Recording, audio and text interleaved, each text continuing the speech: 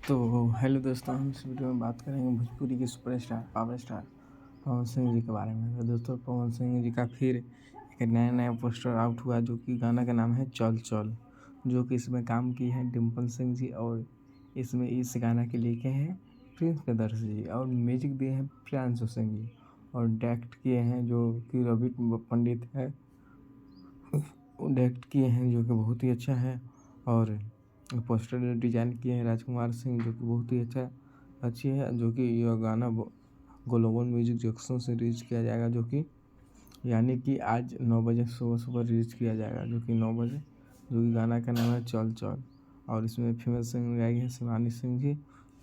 और इसमें भोजपुरी के पावर स्टार पवन सिंह जी का गाना बहुत ही बेहतरीन आने वाला है, जो कि बहुत ही डिम्पल सिंह के साथ बहुत दिन बाद आ रहा है, जो कि आप लोग धमाल ज़रूर मचाइएगा दोस्तों। ये बहुत ही लेवल का गाना होने जा रहा है। पवन सिंह हाथ में खट्टा चश्मा लेते हुए, और बहुत ही बेहतरीन लुक लग रहा है। दोस्तों, इस बारे में क्या बोलना चाहते हैं पवन सिंह के बारे में, जो कि पवन सिंह के बहुत दिन बाद डिम्पल सिंह के साथ जोड़ी आ रहे हैं वो ग्लोबल म्यूजिक जंक्शन से। तो आप लोग प्यार आशीर्वाद जरूर बनाइएगा।